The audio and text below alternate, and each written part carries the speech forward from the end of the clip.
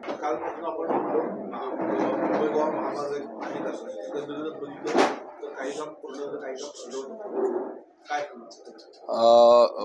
पहिलं तर आपल्याला सगळ्यांनाच माहिती आहे की या महामार्गाचं काम हे साधारण 2010 पासून सुरू झालं आणि बऱ्याच गोष्टींमुळे हे काम थोडं रखडत आतापर्यंत आज जी परिस्थिती आहे किंवा जी स्टेज आहे इथपर्यंत आलेलं आहे। या कामाबद्दल आणि मुंबई गोवा महामार्गाचं काम लवकरात लवकर पूर्णत्वाला जावं म्हणून स्वतः गडकरी साहेब आणि स्वतः मुख्यमंत्री देवेंद्रजी फडणवीस फार बारकाईनं या सगळ्या याच्यावर लक्ष ठेवून आहेत। परवा पण आपल्याला कल्पना आहे की कोल्हापूरला जाताना गडकरी साहेबांनी पण हवाई दौरा या विभागाचा करून जी कामं या परिसरामध्ये नॅशनल हायवे जी चालू आहेत त्यांनी पाहणी करून ते कोल्हापूरला गेले। आणि सगळ्यात महत्त्वाचा विषय की आता या मे एंडच्या आधी, कारण साधारण मे नंतर आपल्याकडं कोकणात पाऊस लवकर चालू होतो इतर राज्याच्या हे, कारण त्यामुळं आमचा प्रयत्न हाच आहे की नॅशनल हायवे आणि PWD या दोन्ही विभागांकडे जी कामं आहेत या दोन्ही विभागांचं योग्य कोऑर्डिनेशन ठेवून मे एंडपर्यंत या मुंबई गोवा महामार्गाचं काम बऱ्यापैकी पूर्णत्वाला गेलं पाहिजे आणि तशी आता परिस्थिती आहे ती जाईल। काही ठिकाणचे थोडी बांधकामं वगैरे मागं राहतील, प्रामुख्यानं इंदापूर माणगावचा जो बायपास आहे त्याचं एक थोडं काम मागं राहील। दुसरं म्हणजे आपल्या इथं पण आल्यानंतर मला वाटतंय हां म्हणजे आरवलीपासून ते संगमेश्वरच्या इथं जे मला वाटतं आता ते म्हात्रे म्हणून कॉन्ट्रॅक्टर काम करतात त्यांचं एक आहे, तर त्यांना पण आम्ही काल सूचना केलं की तुम्ही माणसं वाढवा।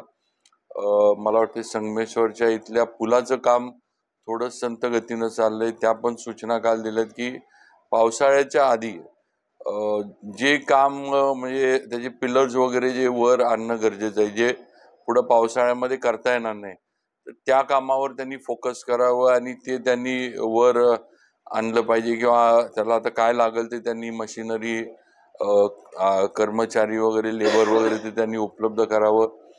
थोडं त्यांचं आणि त्यांचे जे कन्सेशनर आहेत त्यांचं थोडं काही पेमेंटचे विषय आहेत, पण आम्ही त्या दोघांना सांगितलं होतं तुमचा विषय डिपार्टमेंटला आणि हे प्रवाशांना त्याच्याशी काय आमचं कर्तव्य नाही, तुम्ही तुमचे विषय जे आहेत ते तुम्ही सॉर्ट आउट केले पाहिजेत।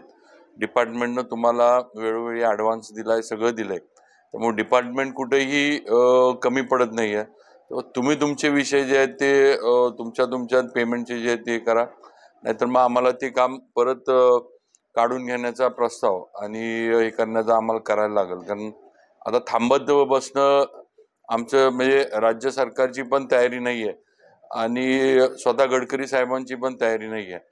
त्यांना हा प्रकल्प काही करून पूर्ण करायचा आहे आणि बऱ्यापैकी म्हणजे माझ्या यानं एक तर आमचा प्रयत्न आहे की पावसाळ्याच्या आधी, म्हणजे महत्त्वाचा विषय आपला कधी येतो गणपतीमध्ये, ज्यावेळेला आपली मुंबईकर मंडळी जी आपल्या इथले ती गणपतीला इकडे येतात आणि त्या याच्यामध्ये बऱ्यापैकी पाऊस इकडे असतो, त्यामुळं त्यावेळेला काम काहीच आपण करू शकत नाही।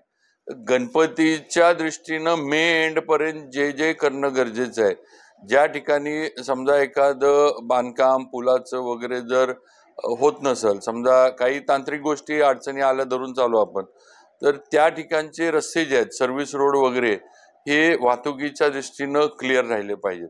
म्हणजे खड्डे त्याचं जे काही असेल त्याचं डांबरीकरण करणं, कॉन्क्रिटीकरण करणं, जे काय असेल ते या सर्व म्हणजे अधिकाऱ्यांनी पण लक्ष घालायच्या सूचना दिल्यात की मे एंडपर्यंत जिथं जिथं कामं अडकतील तिथले रस्ते जे आहेत ते वाहतुकीसाठी सुरळीत करून ठेवले पाहिजेत, म्हणजे वाहतुकीचं फ्लो तरी ट्रॅफिकचा चालू राहील आणि बाकीचं जे आहे ते त्यांनी पावसानंतर जे आहे ते पूर्ण करावं। या वर्ष अखेरपर्यंत आता माणगाव आणि इंदापूरचं जे आहे त्याचं आता एकच आहे की त्याचं टेंडर साधारण फेब्रुवारी एंडपर्यंत ओपन होईल आणि नवीन एजन्सी कोण येते ते फेब्रुवारी एंडपर्यंत आपल्याला कळेल. तर त्याला एक 11 महिन्याची मुदत तिथून पुढे आहे. तर माणगाव इंदापूरचा एक विषय थोडा वर्षभर पुढे जाईल अजून, काय ते बायपास करायचा. तर बाकी बहुतांशी कामं आता आपला टनल जो आहे तो साधारण मार्चपर्यंत आपण दुसरी बाजू जी आहे ती ओपन करतोय. त्याचं पण फक्त आता लाईटचं आणि काय म्हणायचं आतलं डक्टिंग जे व्हेंटिलेशनचं आहे तेवढंच काम राहिलेलं आहे. त्यामुळं तो टनल पण मार्चच्या पर्यंत पहिल्या आठवड्यापर्यंत दुसरा जो आहे तो पण ओपन होतोय. पण तो विषय आपण म्हटलं काही लोकांनी तिथं पण टनलची पाणी केली, तर त्याचं पण अधिकाऱ्यांचं म्हणणं आहे की जिथं जिथं जुन्या टनलला थोडी गळती होती ती आपण काढली आहे. अजून पण काही ठिकाणी थोडं पाणी येण्याचा प्रकार होतोय, पण त्याला पण त्यांनी नवीन काही टेक्नॉलॉजी वापरून हे करता येते का त्यांनी केलंय. पण थोडं असं काय मर्यादेच्या बाहेर आहे वगैरे असं नाही. थोडं त्यांचं म्हणणं आहे की वरच्या बाजूला काही गावांच्या विहिरी होत्या, म्हणजे काही ठिकाणी त्यांचं म्हणणं आहे की बोरवेल्स होते, थोडं ते पाणी पण त्यांचं म्हणणं आहे की जरा झिरपून त्या टनल म्हणणं आहे ते. पण त्यांचं म्हणणं मला जे दिलं की आपलं काय ते IIT वाल्यांकडनं पण त्यांनी सर्वे करून घेतलाय. गळती बंद झाली पाहिजे याबद्दल पूर्ण प्रयत्न चाललाय. पण जे काय परमिसेबल लिमिट असतं तेवढ्यामध्ये ती आहे. असं काही त्याच्यामुळं धोका होईल किंवा त्यानं काही हे होईल अशी काही तिथं परिस्थिती नाहीये. काही ठिकाणी दर्जाचं काम झालंय असं म्हटलं जातं, काही ठिकाणी संरक्षक भिंत कोसळली, काही ठिकाणी रस्ता खचण्याचा प्रकार देखील सुरू आहे. आताची परिस्थिती असेल तर पुढे काय असेल? नाही, पहिलं तर संरक्षक भिंत जी कामं निकृष्ट झाली ती त्या कॉन्ट्रॅक्टरांना परत करायला लागतील. त्याला काय आपण निकृष्ट दर्जाच्या आणि क्वालिटी नसलेल्या कामांना आपण कोणच आणि डिपार्टमेंट पण त्याला पाठिंबा किंवा सपोर्ट देणार नाही. जिथे जिथे अशी कामं झालीत, मग कॉन्क्रिटीकरणाची असू देत, भिंती असू देत, काय असू देत, ती त्या त्या यंत्रणेकडनं आपण परत करून घेऊ आणि गरज पडली तर त्यांना दंड वगैरे जे काय तो पण आकारवा. खर्च झालाय महामार्गासाठी, आणखी वाढीव निधी असणार आहे? नाही, आतापर्यंत म्हणजे किती आतापर्यंत प्रोजेक्ट कॉस्ट गेले हे मी आता नाही सांगू शकणार. पण या रस्त्याच्यावर अजून आपण एक नॅशनल हायवे जे आहे, आता आपण एक लक्षात घे हा रस्ता 2010 मध्ये याचा डिपेअर झाला होता. त्यावेळेला 2010 मध्ये काही गोष्टी टेक्निकल ज्या आपण म्हणतो त्यावेळेला एवढ्या अभ्यास नव्हता. की आता काही रोड सेफ्टीच्या दृष्टीनं काही ठिकाणी नवीन ओव्हरब्रिजेस मागितलेत, काही ठिकाणी अंडरपास नवीन मागितलेत काही गावांनी. आता आम्ही काल येताना रवी पाटील साहेब होते, आमदार साहेब आपले, धैर्यशील पाटील साहेब होते, आपले तटकरे साहेब तिथं होते. तर त्यांनी पण काही ठिकाणी नवीन ब्रिजेस, नवीन काही अंडरपास द्या म्हणून केलंय. तर त्या दृष्टीनं एक 100-125 कोटीचं नवीन काम या याच्यावर, म्हणजे रोड सेफ्टी आणि ह्या नवीन मागण्या ज्या आल्यात त्याचा एक प्रस्ताव करायचं नॅशनल हायवेचं आता चालू आहे. त्याच्यामध्ये नवीन जे काही लागल, म्हणजे कुठं समजा एखादं गाव त्यावेळेला एखाद्या गावाला काय म्हणतो आपण कनेक्शन दिलं नसेल किंवा त्यांना ये जा करायला हे नसेल, त्या सगळ्या गोष्टी मग 100-125 होईल किंवा थोडंफार वाढेल मागण्यांप्रमाणे लोकांच्या. ते काम आता हे करायचं चाललंय. म्हणजे 10 टप्पे आहेत, कोणते टप्पे पूर्ण झाले आणि कोणते टप्पे अपूर्ण आहेत, किती टप्पे त्याचं आता मेन म्हणजे आपल्या इथले जे 2 पॅकेजेस आहेत ते थोडे महाग आहेत. म्हणजे संगमेश्वराच्या इथलं ते थोडं महाग पडलंय. सुरुवातीच्या टप्प्यातलं साधारण काहीतरी 42 किलोमीटरचं काम होतं, त्यातलं 41 किलोमीटर पूर्ण झालेलं आहे.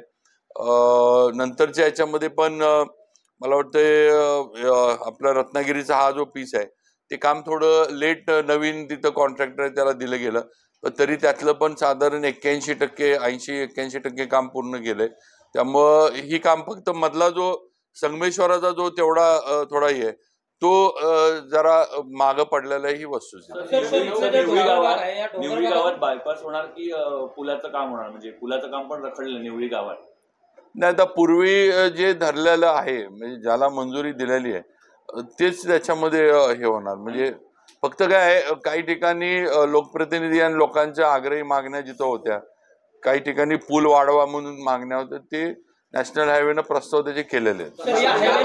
हायवे मार्गावरून जाताना बराचसा डोंगर भाग आहे आणि ज्या संरक्षक भिंती बांधलेल्या आहेत त्या संरक्षक भिंती डोंगराला अगदी जवळ खेटून बांधलेल्या आहेत.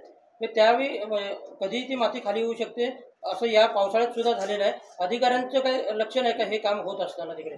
नाही, आता असं मी जे म्हटलं की कुठे डिझाईन वगैरे चुकले असले तर आपण ते दुरुस्त्या करायला असं लावू. बऱ्याच ठिकाणी झालेलं आहे, म्हणजे संगमेश्वरमध्ये असेल, राजापूरमध्ये असेल, आणि यापुढे हा धोका वाढणार आहे की त्या संरक्षक भिंतीवरून खाली माती खाली येणार आहे. कसं आता हे बघा, ह्यात मेंटेनन्सचा पण पुढं क्लॉज आहे. म्हणजे शेवटी जी कामं करतात त्यांना त्याचं मेंटेनन्स वगैरे या गोष्टी पण करायला लागणार. त्यामुळे कुठं डिझाईन वगैरे अशा पद्धतीनं काही चुकले असले तर त्याच्या दुरुस्त्या करायला लावल्या पण जातात. अधिकाऱ्यांनी ठेकेदारांच्या ही निदर्शनास आणून द्यायला पाहिजे ना, कारण भौगोलिक परिस्थिती ती इथली वेगळी आहे. नाही, बरोबर आहे. आता म्हणून म्हणतो जिथं चुकलं असेल काय असं तर ते आपण दुरुस्त करून घेऊ, त्याला काही वेगळं काही करायला लागणार नाही. अधिकाऱ्यांचं याकडे दुर्लक्ष होतंय का? नाही, दुर्लक्ष म्हणण्यापेक्षा ज्या त्या वेळेला थोडंफार लक्ष ठेवलं पाहिजे.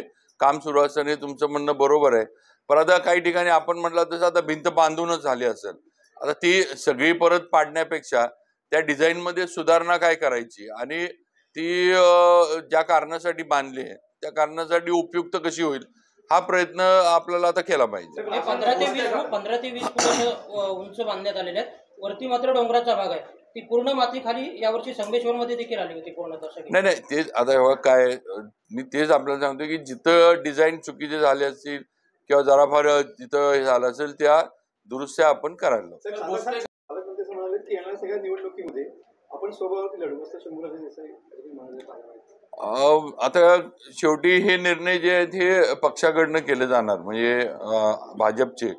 आणि आम्हाला आमच्याकडे भाजपला जे वर्ण आमचे अध्यक्ष आता रवींद्र चव्हाण साहेब आहेत ते किंवा केंद्रातले आमचे जे वरिष्ठ नेते मंडळी आहेत ते जो निर्णय राज्याबद्दल घेतील त्याप्रमाणे आम्ही पुढे लोक काय म्हणतो आपण स्थानिक स्वराज्य संस्थांना पुढे जाऊ. महिलांना 50% आरक्षण एसटीने दिलं आणि सवलत दिली, त्यामुळे एसटी तोट्यात आलेली आहे.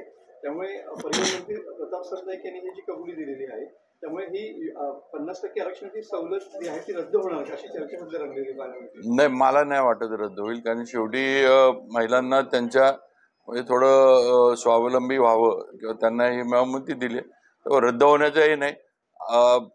असू शकतं, म्हणजे आता त्यांच्या महामंडळाचं काय हे पण असू शकते किंवा सवलतीमुळे जरा तोटा वाढला असेल, पण राज्य सरकार आहे त्याच्यासाठी आणि राज्य सरकार नक्की हे करतं. महामार्गावर भोसले गाडा खूप डेंजर झालेला आहे, अपघात या ठिकाणी झाले आणि त्याची संरक्षक भिंत देखील कोसळली. त्याला पर्यायी मार्ग असणार खूप अवघड वळण आहे. राजापूरमध्ये देखील आहे आणि खेडमध्ये भोसले घाट देखील अवघड आहे.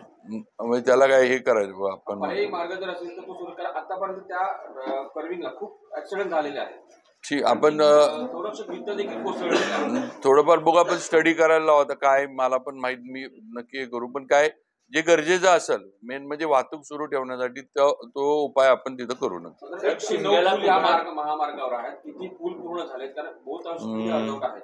आता माझ्याकडं आता मी तुम्हाला ती आकडेवारी देतो, पण आता माझ्याकडं ऍक्च्युअल मध्ये किती पूल पूर्ण झाले ते आता लगेच नाही, पण माझ्या अधिकारी मी घेऊन त्यांच्याकडनं देतो. या महामार्गावरती काम करताना ठेकेदारांकडून रॉयल्टी थकवली गेलेली आहे. जो काळा दगड काढला जातो त्याची रॉयल्टी अद्याप भरलेली नाही. जवळपास 10 कोटींची रॉयल्टी सरकारचं या ठिकाणी उत्पन्न आहे, महसूल या ठिकाणी बुडवला जातो. नाही, एक लक्षात घ्या, कामं तर अजून चालू आहेत. ठेकेदारांची काय कामं चालू असल्यामुळे मला वाटतं फायनल बिलं वगैरे असं काही झालेलं नाही. त्यामुळे असं काय बुडवून ते कुठं निघून गेलेत असं नाही. अजून पण त्यांचं बिलिंग वगैरे आहे, कारण अजून कामच अर्धवट आहेत. त्यामुळे अजून बिलिंग वगैरे जे काय त्यांचंही होईल त्यावेळेला रॉयल्टीचा निर्णय होईल. त्यांच्या पुढच्या ह्याच्यातनं पण रॉयल्टी जी असेल ती वसूल करायचं ठरलं तर वसूल करू शकेल. काही ठिकाणी नॅशनल हायवेच्या याला राज्य सरकारनं रॉयल्टी माफ केलेली. आता समृद्धीचं हे आहे तर त्याच्यामध्ये राज्य सरकारनं निर्णय घेतला व राज्याचा प्रकल्प असल्यामुळं रॉयल्टी माफ करायची. इथं पण काय पुढचा विषय असला तर तसा प्रस्ताव वर आले याच्याकडं कॅबिनेटकडे किंवा मुख्यमंत्र्यांकडे निर्णय घेतील. आणि जिथं वसूल करायची असेल तिथं ती ठेकेदाराची पुढची जी काय असेल त्यातून वसूल होईल. प्रश्न गंभीर आहे. आजपर्यंत जी कामं झालेली त्याची बिलं अजून आलेली नाहीये. थोडं आता काय झालंय, थोडं म्हणजे राज्यातल्या ठेकेदारांच्या बिलाचं आहे, पण आलंय म्हणजे होईल काय तर त्याच्यात. आता मध्ये आम्ही थोडाफार निधी फायनान्सनं दिल्यावर आम्ही उपलब्ध करून दिला. राज्यात समसमान प्रमाण आपण वाटलेलं आहे आणि पुढं पण होईल. मार्च पर्यंत बऱ्यापैकी आपण क्लिअर करू. डेडलाईन अवघ्या वगैरे अशी 15 असणार दिवसावर आहे. शिमगा उत्सव आलेला आहे.